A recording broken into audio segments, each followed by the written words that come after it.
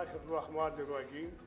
छोटी ईद की बड़ी खुशियों के साथ आज तीसरे दिन के लिए जान कश्मीरी हाजिर खिदमत है। मेरे साथ को होस्ट हैं असगर पहलवान रहमानी। असगर पहलवान रहमानी का एक हवाला है जो सबसे मोतबर है। ये पंजाबी सकाफ़त के बहुत बड़े तर्जुमान हैं। ये पंजाबी सकाफ़त का मान हैं। ये पंजाबी सकाफ़त की शान हैं। ये घोड़े दुराने के माहिर हैं। घोड़ों में अव्वल आने के भी माहिर हैं। और फिर इसके अलावा ये पूरे दुनिया में जहाँ जहाँ कबड्डी पहचानी जाती है, जहाँ जहाँ कबड्डी का खेल मकबूल है, वहाँ वहाँ असगर पहलवान रहमानी का नाम भी मौजूद है, क्योंकि ये बैनुल-अक़वामी कबड्डी के कमेंटेटर भी हैं। या इसके अलावा एक और बताता चलूँ आपको, ये बहुत अच्छे शायर भी हैं। इनकी एक किताब भी छपी हुई है हमदो नात की। इसके अलावा ये सुर ताल को भी किसी हद तक समझते हैं और गाने के हुनर से और बिलखसूस फोक गायकी, जो पंजाबी गायकी है, फोक गायकी, उसमें अपना ख़ास मुकाम रखते हैं। तो आज जो हमारे मेहमान दीगर मेहमान ने खुसूसी हैं, उनमें एक साहब हैं मोहसिन लतीफ़ साहब। ये बड़े खामोश तबा आदमी हैं, बहुत बड़े अदारे के डायरेक्टर हैं। इनकी तालीम master education, graduation, hotel management, director TDCP college Gujranwala campus, अदारे का क़याम 2004 में हुआ। होटल इंडस्ट्री वर्क 2008 से शुरुआत PC लाहौर यानी पर्ल कॉन्टिनेंट होटल UAE में भी काम किया। इस तरह दूसरे जो मेहमान और उसके बाद ताहाल जो गुजरांवाला में अदारा चला रहे हैं। और इनके इतने शागिर्द हैं बड़े बड़े होटलों में, मुझे इनके साथ जाने का इत्तेफाक हुआ है। और इनके शागिर्द इस वक्त 2-2, 3-3 लाख तनख्वाह पर काम भी कर रहे हैं। माशाअल्लाह। ये इनकी मेहनत का बहुत बड़ा सिला है। इनके साथ हैं मेरे बड़े प्यारे दोस्त, हमने तक गुज़श्ता 20-25 साल से हम एक साथ काम कर रहे हैं। Professor Abid Hussain Sialvi, PhD scholar, media and communication studies, progress journalist and educationist, chief editor माहनामा डेमोग्राफिक्स इंटरनेशनल, साबका public relationing officer, university of Punjab Gujran campus, member team news on Sunday Lahore. ये आम आदमी नहीं है, इसने पूरी ज़िंदगी वर्क किया है। वर्क के हवाले ही इसकी पहचान हुई है। और इसका एक और हवाला बड़ा ज़बरदस्त है, वो लोगों को कम पता होगा। वो ये है कि आबद सियालवी साहब बहुत अच्छे अदाकार भी हैं। ये स्टेज ड्रामों पे बहुत अच्छा किरदार अदा करते हैं, बिलखसूस अंग्रेज़ का किरदार। अच्छा, खास भी होगी। मैंने लगा जिवें कोई अंग्रेज़ ही आ गया साडे आज साडे स्टूडेंट, जिवें लगा जिवें अंग्रेज़ ही कोई आ गया। मैं इन्हां मास्क पाया तो मैनूं इंज लगा जिवें कोई साडे स्टूडेंट अंग्रेज़ है। साहब आपकी बात बिल्कुल ठीक है। मैं चाहूँगा कि आज इस गुफ्तगू के दौरान इस दिन की नशरियात के दौरान हम इनसे कुछ डायलॉग भी सुनेंगे। और इससे मज़ीद इजाफे की बात करूँ, ये बहुत अच्छे डांसर भी हैं। अच्छा, ऐसा डांस करेंगे लोगों को पागल कर देते हैं। तो ये मेरे बहुत प्यारे दोस्त हैं, हम इकट्ठे काम भी करते रहे हैं। डांस का काम करते रहे हैं या जो समझ लें आपको बाख्तियार आदमी है। इसलिए मेरे उसके साथ हैं शाजिया भट्ट साहबा, जो मुख्तलिफ फलाही तंजीमों से मुंसलिक रही हैं। कभी कभी मुख्तलिफ चैनल पे प्रोग्राम भी करती रही हैं। ये इंतहाई मिलनसार है। ये हर कुछ ना कुछ करने के इरादे में रहती है। माशाअल्लाह। और इरादा सबसे बड़ी अहम चीज़ है। मंजिल की कोई हार न जादे की हार है, इंसान की असल हार इरादे की हार है। ये इरादे के हारने वाले नहीं है, कोई माने न माने, ये काम करने वाली है। और काम करने वाले आखिरकार कामयाब हो जाते हैं। तैमूर लंग की मिसाल दुनिया में बड़ी मशहूर है, वो सब लोग जानते हैं, उसकी वजाहत करना मुनासिब नहीं है। मैं सबसे पहले आता हूँ मोहसिन लतीफ़ साहब की तरफ। मोहसिन लतीफ़ साहब, ईद क्या है? ईद शगुफ्ते दिल है, शगुफ्ते जान है, शगुफ्ते रूह है, शगुफ्ते माहौल है, शगुफ्ते ज़ात है, शगुफ्ते बैरूनी दुनिया है। ये यानी मुस्कुराना, कहका लगाना, खुशी का इजहार करना ईद है। आप पाकिस्तान से बाहर भी रहे हैं, मैं जानना चाहूँगा कि बाहर की और पाकिस्तान की ईद में आप क्या फ़र्क महसूस करते हैं? बिस्मिल्लाहिर्रहमानिर्रहीम, अस्सलाम वालेकुम।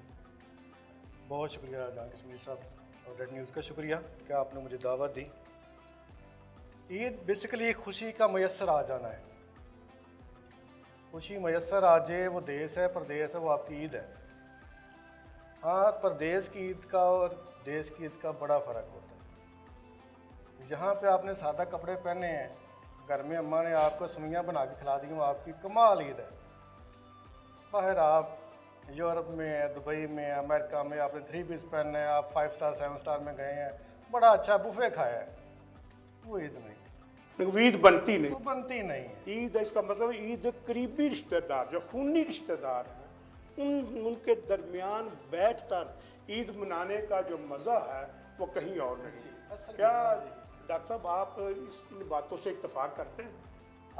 जी, सबसे पहले तो जान कश्मीरी साहब आपका शुक्रिया फॉर इन्वाइटिंग मी, और रेड न्यूज़ का भी बहुत मैं मशकूर हूँ, और गाहे आके प्रोग्राम देखते रहते हैं और बड़ा अच्छा लगता है। और मैं ये गुजारिश करूँगा कि मैं बिल्कुल इनको सेकंड करूँगा कि ईद तो वाकई जो है वो अपनों में होती है, तो अपनों पे के बगैर ईद क्या? सारी दुनिया ने कहते हैं 5 स्टार या 7 स्टार सारी दुनिया भी मुयसर आ जाए, तो अपने जो है ना वो रहमानी साहब बैठे हुए हैं, तो मैं पंजाबी में कहूँगा अपने जी मुयसर ना होने, तो फिर वो सीधा की करना। बिल्कुल इन्होंने ठीक कहा है। लेकिन अपने जी होन तो पैसे ना होन, ईद ईदा जब मज़ा फिर करकर आने लग पैंदा। इस वास्ते साडे मजहब ने इस जी गुंजाइश रखी है, फितराना की है, सदका की है, सखावत की है। ये चीज़ है कि जे लोग तुहाडे नाल शामिल नहीं हो सके, पिछे रह गए ने, उन्होंने नाल शामिल करो, ताकि जो है ईद का हकीकी मतलब है वो खुल के वाजे होए, हर बंदा इंजॉय करे। हज़रत हाज़रीन और नाज़रीन, यहाँ एक वक्फे का वक्त हुआ चाहता है, वक्फे के बाद दोबारा मिलते हैं।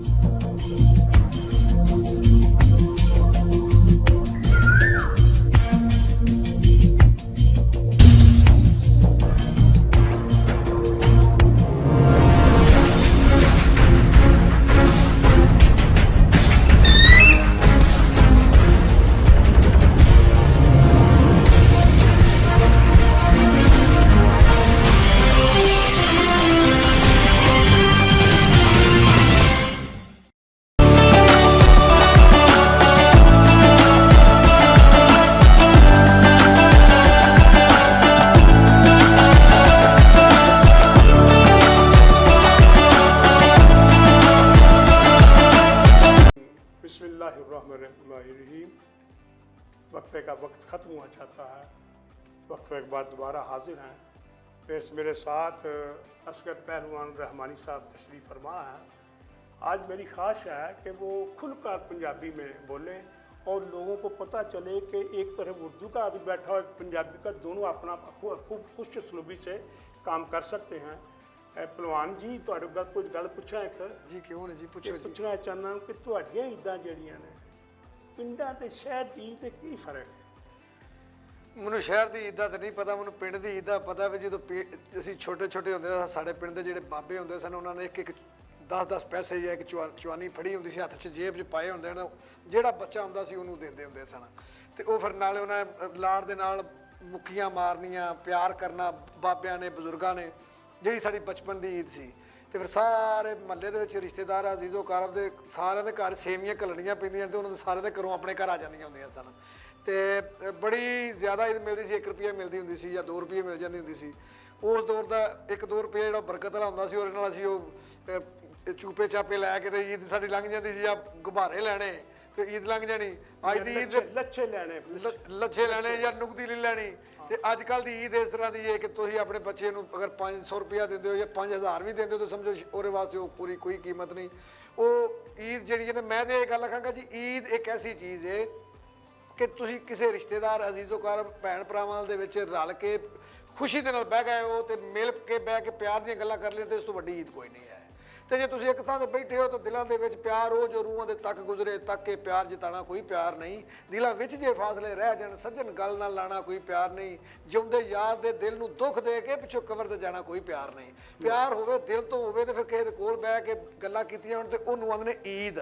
ਤੇ ਜੇ ਦਿਲਾਂ ਦੇ ਵਿੱਚ ਨਫ਼ਰਤ ਹੋਵੇ, ਬੁਗਜ਼ ਹੋਵੇ, ਹਸਦ ਹੋਵੇ ਤਾਂ ਕਦੀ ਈਦ ਹੋਈ। ਐਲਵਨ ਜੀ ਬੜੀ ਇੱਕ ਫਿਕਰਾ ਬੜਾ ਅੱਛਾ याद है ईद के हवाले नाल। अल्लाह ताला ने बहिश्त ईद के दिन पैदा की थी। अल्लाह ताला ने बहिश्त ईद के दिन पैदा की थी। ईद के दिन ही तूबा का दरख्त लगाया गया था और ईद के दिन ही हज़रत जिब्राइल अलैहिस्सलाम को बरगुजीदा करार दिया गया था। ईद की बरकत देखें। वाह। ईद के और भी बहुत से मानी हैं। ईद एक चीज़ को लौट कर आने वाले को कहते हैं। कुछ साल की ये दिन साल बाद लौट के आता है, इसे इसलिए ईद कहते हैं। दूसरे मानी में तवज्जो करने का है, क्योंकि ईद के दिन खुदा अपने बंदों की तरफ मतवज्जो होते हैं, इसलिए इसको ईद कहते हैं। रोज़े सईद पर अहले ईमान जश्न मुशर्रत मनाते हैं, खुशी का इजहार करते हैं, लिहाजा इसे मुहावरतन भी ईद कहा जा सकता है, बल्कि कहा जाता है। मैं अब आता हूँ शाजिया भट्ट साहबा की तरफ। शाजिया भट्ट साहबा, आपने 2 दिन पहले ईद कैसे मनाई और आज आप कितना ईद का काम करके तशरीफ़ लाई है? 2 दिन पहले मैंने घर में बच्चों को सबसे पहले तो सेवियाँ वगैरह बना के दी, उनको तैयार किया, नमाज के लिए भेजा, तो खाना शाना बनाया, मेहमान आए तो ज़ाहिर है ईद पे मेहमान तो आते जाते रहते हैं, तो उनके लिए भी फिर कुछ तैयारी करनी पड़ती है। तो आज भी मैं घर में मेहमान आए हुए थे तो उनके लिए खाना शाना बना के। आज क्या बनाया? हमें तो कुछ खिलाया नहीं, हमने क्या लेके भी कुछ आई है? लेके तो आज कुछ नहीं आई। क्या क्या बनाया था? बिरयानी बनाई थी, कोफ्ते बनाए थे। अच्छा। कोफ्ते कौन से? बड़े कोफ्ते, बड़ी किस्में हैं। कोफ्ते कीमे के कोफ्ते बनाए थे। ਉਹਨਾਂ ਦਾ ਮਤਲਬ ਕਸ਼ਮੀਰੀਆਂ ਵਾਲੇ ਬਣਾਇਆ था कि दूसरे लोगों ने बनाया था? मेरे भाई यहाँ बैठे हैं, अब यहाँ मोहसिन लतीफ़ साहब बैठे हैं, ये मतलब कुकिंग के बड़े बादशाह हैं।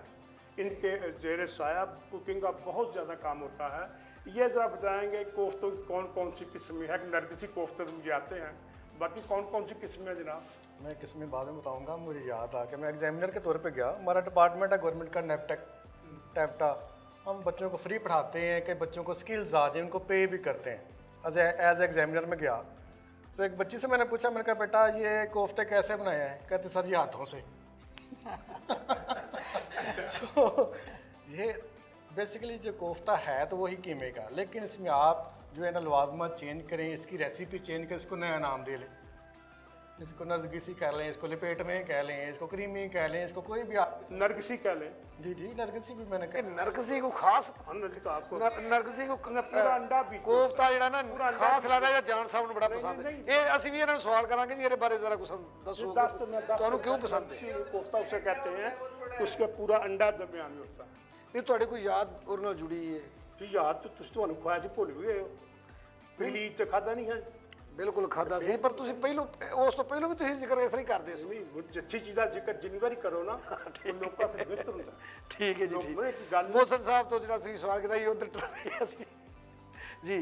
तो इसकी बहुत सारे एग्जाम हैं। बेसिकली जो एक डिश है ना वो एक तरीके से नहीं बनाई जाती।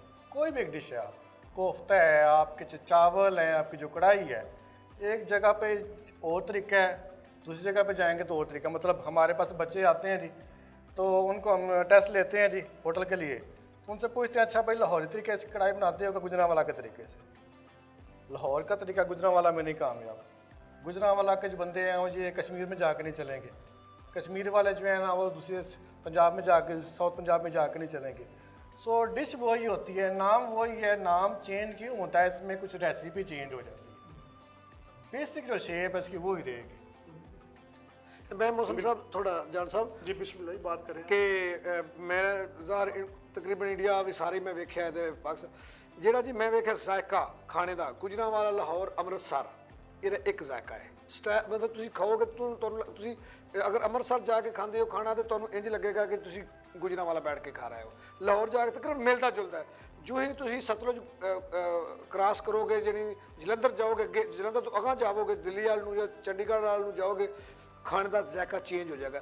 ਤੁਸੀਂ ਹਾਫਸਾਬਾਦ ਗੁਜਰਾਤ ਤੋਂ ਲਹਿੰਦੇ ਪਾਸੇ ਹਾਫਸਾਬਾਦ ਹੈ ਜਾਂ ਸ਼ੇਖਪੁਰ ਤੋਂ ਸਰਗੋਦਾ ਹੈ, ਜਦੋਂ ਤੁਸੀਂ ਸਰਗੋਦਾ ਕ੍ਰਾਸ ਕਰੋਗੇ ਖਾਣੇ ਦਾ ਜ਼ਾਇਕਾ ਗੁਜਰਾਤ ਨਾਲ ਨਹੀਂ ਮਿਲੇਗਾ। ਗੁਜਰਾਂਵਾਲਾ ਕਸੂਰ ਲਾਹੌਰ ਅੰਮ੍ਰਿਤਸਰ ਗੁਰਦਾਸਪੁਰ ਇਹਦਾ ਇੱਕ ਜ਼ਾਇਕਾ ਖਾਣ ਦੇ ਹਵਾਲੇ ਨਾਲ ਮੈਂ ਜੋ ਮੈਂ ਜੱਜ ਕੀਤਾ। रहमानी साहब पहले तो पहली बात तो यहाँ वक्फे का वक्त हुआ चाहता है, वक्फे का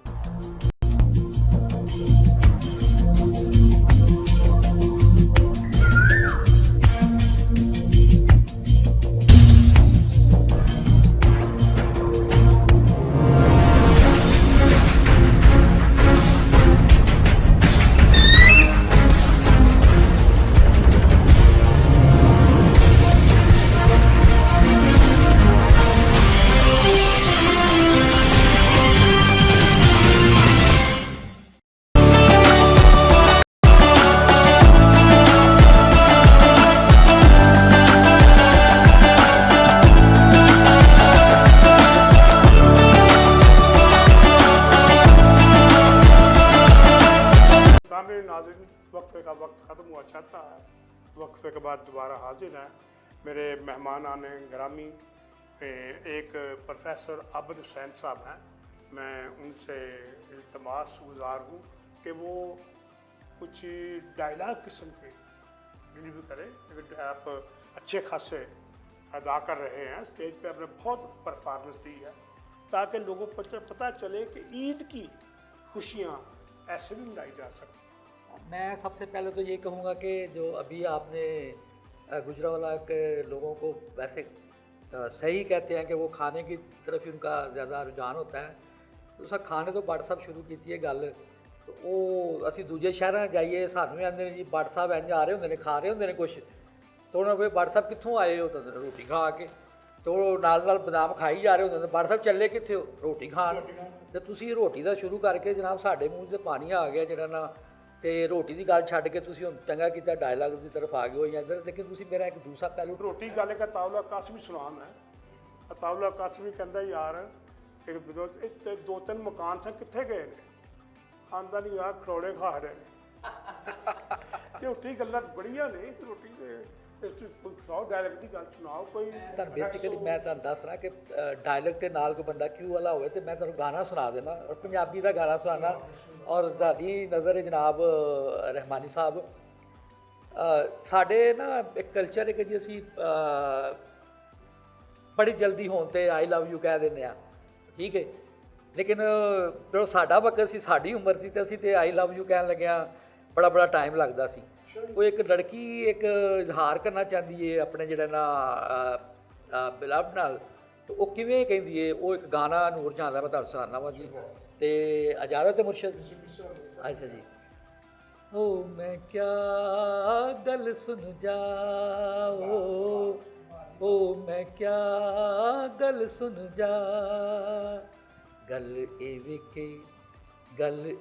के नहीं नहीं कुछ नहीं जा जा, ओ मैं क्या गल सुन जाओ, ओ मैं क्या बैठ जरा कोल मेरे आके, कहनिए गल जेड़ी सुन कन ला के, गल एवे के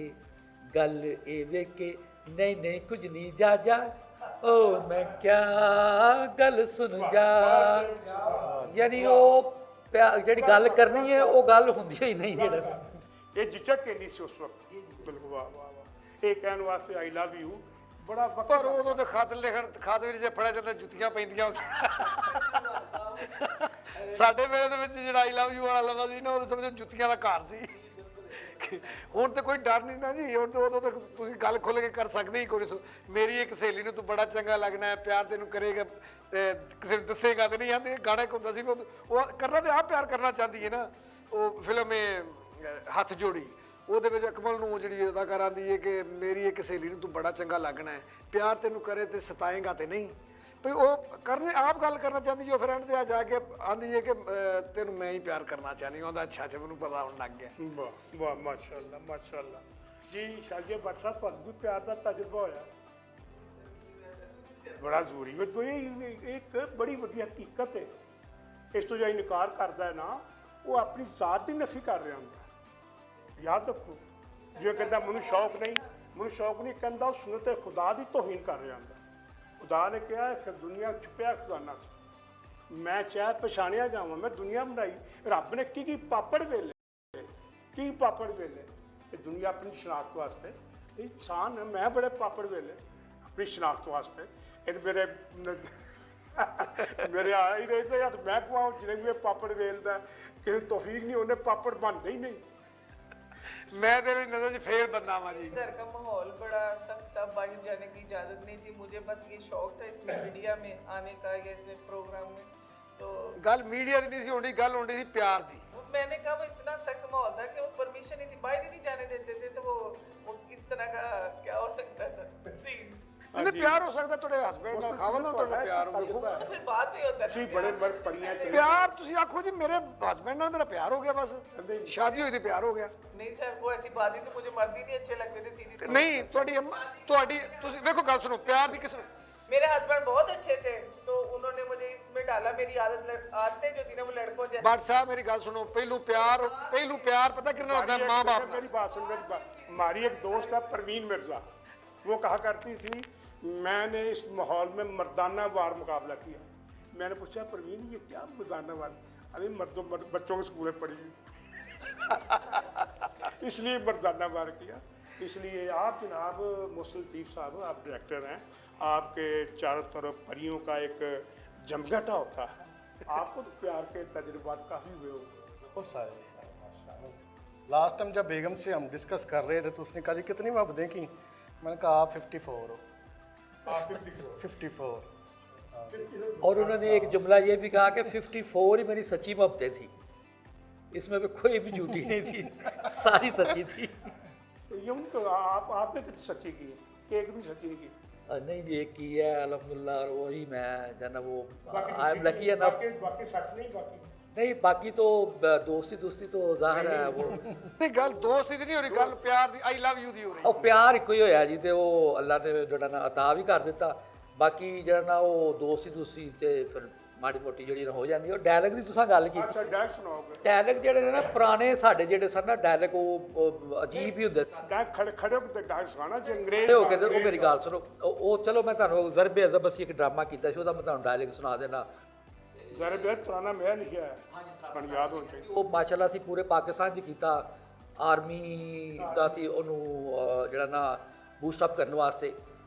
ਉਹਦੇ 'ਚ ਨਾ ਮੇਰਾ ਇੱਕ ਡਾਇਲੌਗ ਸੀ ਕਿ ਸਟਾਰਟ ਇਹਦੇ ਤੋਂ ਹੁੰਦਾ ਹੈ ਕਿ ਉਹ ਮੈਂ ਉਤਰਨਾ ਦੱਸੋ ਹੈਲੀਕਾਪਟਰ ਤੋਂ। ਮੈਂ ਉਹਨੂੰ ਕਹਿੰਦਾ ਯਾਨੀ ਮੇਰਾ ਉਹ ਦਹਿਸ਼ਤਗਰਦ ਦਾ ਉਹਦੇ 'ਚ ਰੋਲ ਹੁੰਦਾ ਜਿਹੜਾ ਨਾ ਉਹ ਲੋਕਾਂ ਨੂੰ ਜਿਹੜਾ ਨਾ ਐਕਸਪਲੋਇਟ ਕਰਕੇ ਪੈਸੇ ਦੇ ਕੇ ਤੇ ਉਹਨਾਂ ਕੋਲੋਂ ਨਾ ਉਹ ਕੰਮ ਕਰਵਾਉਂਦਾ ਹੈ, ਡੈਮ ਵਗੈਰਾ। और मैं कहना कि हाँ मिस्टर खान तुम लोग किधर हो, इधर मरो, मुझे बताओ तुमने कहाँ भम धमाका किया है? मुझे तो कहीं खून नज़र नहीं आ रहा।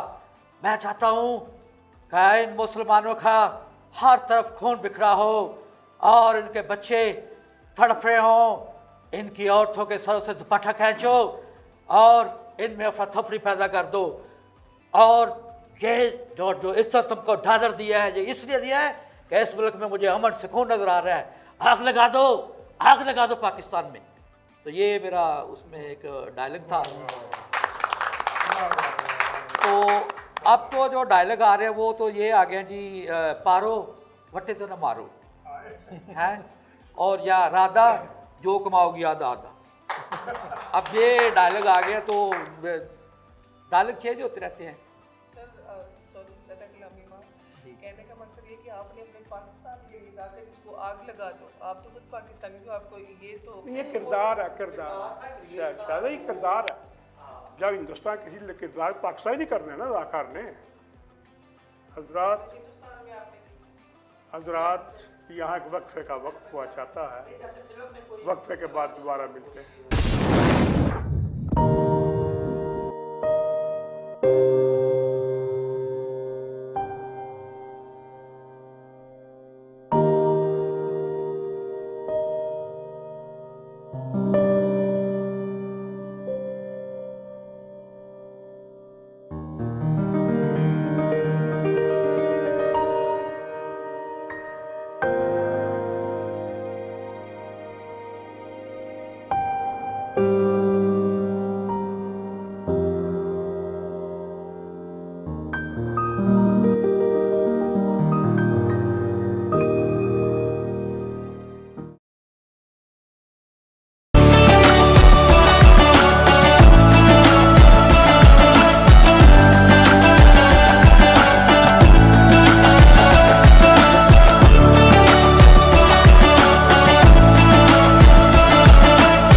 सामिन नाज़रीन, वक्फे का वक्त ख़त्म हुआ चाहता है।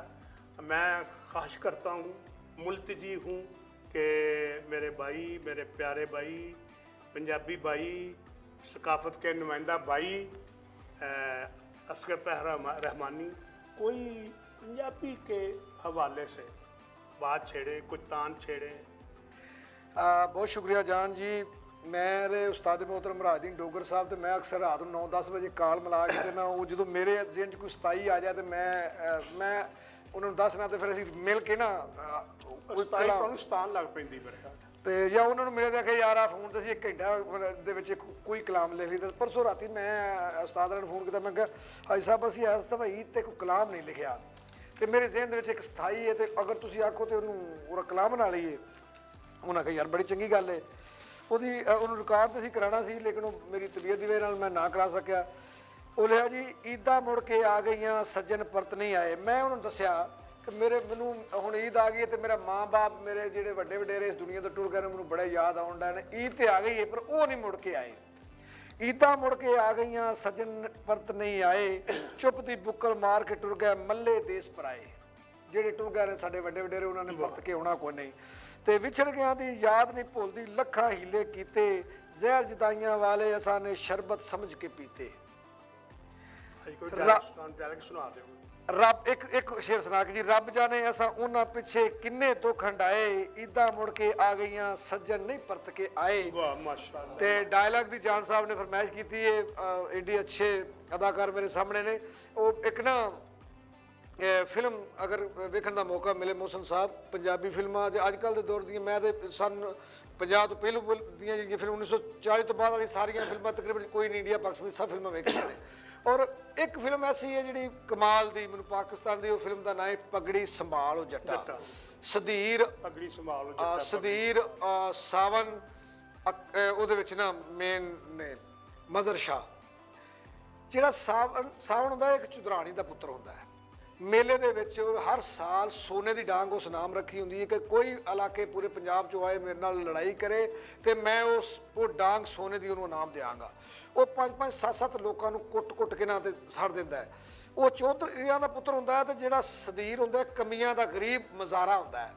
ਇਹ ਵੇਂਦਾ ਹੁੰਦਾ, ਆਂਦਾ ਵਾਹ ਚੌਧਰੀ ਤੂੰ ਸਵਾਦ। ਉਹ 6-7 ਲੋਕਾਂ ਨੂੰ ਡਾਂਗਾ ਮਾਰ ਕੇ ਡੇਗ ਦਿੰਦਾ ਹੈ ਤੇ ਉਹ ਆਂਦਾ ਓਏ ਤੂੰ ਮੇਰੇ ਯਾਰ ਨਾਲ ਘੋੜੀ ਭਜਾਈ ਸੀ ਤੇ ਜਿੱਤ ਗਿਆ ਸੈਂ ਤੇ ਤੂੰ ਹੁਣ ਆ ਮੇਰੇ ਨਾਲ ਇੱਧਰ ਆ, ਮੈਂ ਤੇਰੇ ਨਾਲ ਕਰਨਾ ਵਾ।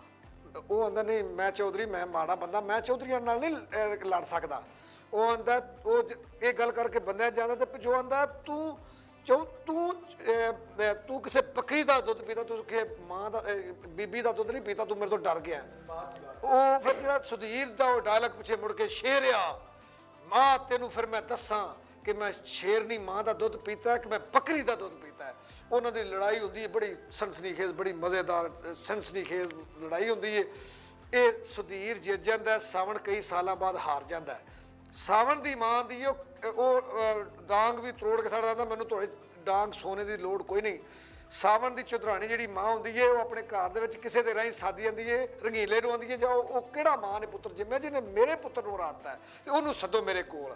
ਉਹ ਜਾਂਦਾ ਜਿਸ ਵਕਤ ਚੁਦਰਾਣੀ ਦੇ ਘਰ ਤੇ ਚੁਦਰਾਣੀ ਬੰਦੂਕ ਫੜ ਲੈਂਦੀ ਏ, ਆਂਦੀ ਏ ਬੰਦੂਕ ਆਂਦਾ ਚੁਦਰਾਣੀਏ ਮੈਨੂੰ ਮੌਤ ਕੋਲੋਂ ਡਰ ਨਹੀਂ ਹੁੰਦਾ, ਜੇ ਮੈਨੂੰ ਪੁੱਤਰ ਸਮਝ ਕੇ ਸੱਦਿਆ ਹੀ ਤੇ ਮੈਨੂੰ ਤੈਨੂੰ ਬੰਦੂਕ ਨਹੀਂ ਸੀ ਵਹਾਣੀ ਚਾਹੀਦੀ, ਤੇ ਜੇ ਤੂੰ ਮੈਨੂੰ ਬੰਦੂਕ ਵਹਾਈ ਹੈ ਤੇ ਫਿਰ ਜੇ ਪਰ ਮੈਨੂੰ ਜੇ ਮਾਰ ਨਹੀਂ ਤੇ ਇੱਥੇ ਮਾਰ ਕੇ ਛੱਡੀ, ਨਹੀਂ ਤੇ ਬਾਹਰ ਲੋਕਾਂ ਦੀਆਂ ਸਕੀਆਂ ਮਾਵਾਂ ਨੇ ਦੁਨੀਆ ਨੇ ਮਾਵਾਂ ਦੇ ਉੱਤੇ ਸਕੀਆਂ ਤੇ ਯਕੀਨ ਕਰਨਾ ਛੱਡ ਦੇਣਾ, ਤੂੰ ਮੈਨੂੰ ਧੋਖੇ ਨਾਲ ਕਰ ਸਕਦਾ ਨਾ ਕਿ ਮੈਂ ਨਾ ਤੇਰੇ ਵਾਸਤੇ ਧੋਖਾ ਕੀਤਾ, ਬਾਹਰ ਵੇਖ ਇੱਥੋਂ ਮੋਰੀ ਚੋਂ ਬਾਹਰ ਵੇਖ ਮੇਰਾ ਸਕਾ ਪੁੱਤਰ ਦੁਨੀਆ ਬਦਮਾਸ਼ ਲੈ ਕੇ ਤੈਨੂੰ ਮਾਰਨ ਲਈ ਆ ਗਿਆ, ਹੁਣ ਤੇਰੇ ਤੂੰ ਉਹ ਮੇਰਾ ਪੁੱਤਰ ਨਹੀਂ, ਹੁਣ ਤੂੰ ਮੇਰਾ ਪੁੱਤਰ ਨਹੀਂ ਕਿਉਂਕਿ ਤੂੰ ਮੇਰੇ ਘਰ ਆਇਆ।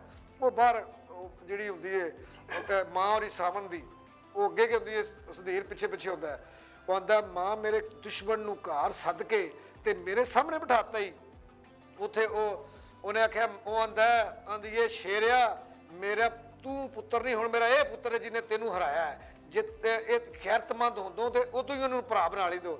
ਉਹ ਖੈਰ ਨਾਲ ਉਹ ਰਸੈਡੀਏ ਹੁੰਦੇ ਨੇ, ਆਂਦੇ ਨੇ ਉਹਨੂੰ ਤਾਨੇ ਮੇਨੇ ਮਾਰਦੇ ਨੇ ਮਦਰ ਸ਼ਾਹ ਤੇ ਸਾਰੇ, ਉਹ ਇੱਕੋ ਗੱਲ ਆਂਦਾ ਓਏ ਸਾਰੇ ਜਾਨ ਦੇ ਗਿੱਦੜ ਰਲ ਕੇ ਇੱਕ ਸ਼ੇਰ ਦਾ ਮੁਕਾਬਲਾ ਨਹੀਂ ਕਰ ਸਕਦੇ, ਮਾਂ ਤੂੰ ਪਿਛਾੜ ਜਾ ਮੈਂ ਇਹਨਾਂ ਨੂੰ ਵੇਖ ਲੈਣਾ। ਆਂਦੀ ਹੈਗਾ ਨਾ ਵਧੀ ਸ਼ੇਰਿਆ ਨਹੀਂ ਤੇ ਮੈਂ ਇਹਨਾਂ ਜੇ ਮੈਂ ਅਗਾ ਨਾ ਵਧੀ ਮੈਨੂੰ ਜੇ ਤੂੰ ਮੇਰੇ ਪੁੱਤਰ ਲਾਇਆ ਤੇ ਮੈਂ ਤੈਨੂੰ ਗੋਲੀ ਮਾਰ ਦਿਆਂਗੀ, ਜਿਹੜੀ ਆਪਣੇ ਸੱਕੇ ਪੁੱਤਰ ਨੂੰ ਗੈਰਤ ਦੀ ਉਹ ਤੇ ਉਹ ਆਂਦੀ ਲੈ ਇਹ ਬੰਦੂਕ ਹੀ ਮੇਰੇ ਵੱਲੋਂ ਤੈਨੂੰ ਤੋਹਫਾ, ਤੇ ਜੇ ਮੇਰਾ ਸੱਕਾ ਪੁੱਤਰ ਵੀ ਤੇਰੇ ਸਾਹਮਣੇ ਆਣ ਕੇ ਖਲੋਵੇ, ਤੂੰ ਇੱਕ ਬਹਾਦਰ ਮਾਂ ਦਾ ਪੁੱਤਰ ਹੈ ਤੇ ਤੂੰ ਇਹਨੂੰ ਗੋਲੀ ਮਾਰ ਦੀ, ਮੈਂ ਤੈਨੂੰ ਮਾਫ ਕਰ ਦਿਆਂਗੀ। ਮਦਰ ਸ਼ਾਹ ਤੋਂ ਮੈਨੂੰ ਯਾਦ ਆਇਆ, ਮਦਰ ਸ਼ਾਹ ਦਾ ਇੱਕ ਬੜਾ ਮਸ਼ਹੂਰ ਡਾਇਲੌਗ ਸੀ, ਉਹ ਮੈਂ ਅੱਡੀ ਮਾਰ ਕੇ ਨਹੀਂ ਉਹ ਕਹਿੰਦਾ ਓਏ ਮੈਂ ਨੱਥ ਪਾ ਦਿਆਂਗਾ, अब मैं नींबू का निचोड़ दिया। ਉਹ ਮੈਂ ਅੱਡੀ ਮਾਰ ਕੇ ਧਰਤੀ ਹਿਲਾ ਦਿਆਂਗਾ। ਨੱਥ ਪਾ ਦਿਆਂਗਾ, ਔਰ ਨੀਲਾ ਕੋਲ ਖਲੋਦਾ ਹੁੰਦਾ ਹੈ, ਆਂਦਾ ਬਾਕੀ ਜ਼ੇਵਰ ਤੇਰਾ ਪਿਓ ਪਾਏਗਾ। ਤੇ ਡਾਇਲੌਗ ਤੇ ਬੜੇ ਬੜੇ ਜਿਹੜੇ माशाल्लाह कोई शक नहीं। ਨਾ ਗੱਲ नाज़रीन यहाँ अखबार का वक्त तो नहीं, बराबर प्रोग्राम अपने इख्तिताम की तरफ पहुँच रहा है, बल्कि पहुँच चुका है। मैं अपने मेहमानों का बिलखसूस शाजिया भट्ट का, मोहसिन लतीफ़ साहब का, आबिद हुसैन सियाली साहब का और मेरे प्यारे दोस्त लंगोटी बेतकल्लुफ़, ये कुछ दोस्तों का तल्लुक़ रूह से होता है, रूह बड़ी देर बाद मिलती है। इस तरह बज़ाहिर ये रहमानी में जो 1.5-2 साल पहले मिला है, लगता है ये बड़ी अज़ल से पहले की इसकी पहचान है, हम वो बात भी कर जाते हैं जो नहीं करनी चाहिए, ये भी जुल्म है। तो एक आखिर में एक किता सुनाकर इजाज़त चाहूँगा। कमतरों की न शहरी यारों की, कमतरों की न शहरी यारों की, आशिकों की न माह पारों की, गमज़दों की न गम गुसारों की, ईद होती है रोज़ादारों की। ਵਾਹ ਜੀ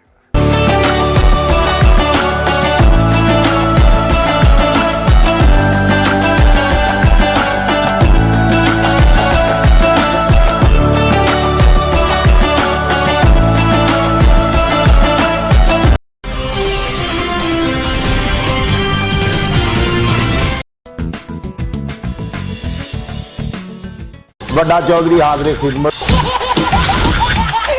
ਮੈਂ ਚੌਧਰੀ ਆ ਹੈ ਖਲਾ ਦਵਾਂ ਮੈਂ।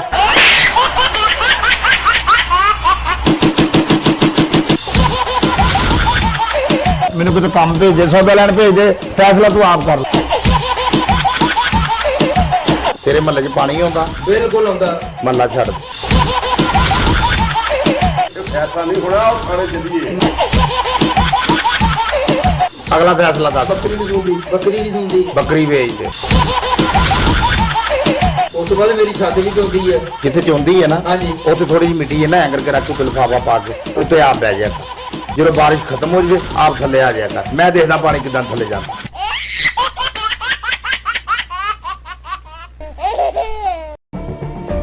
जुल्म सितम की ये दास्तां बहुत पुरानी है।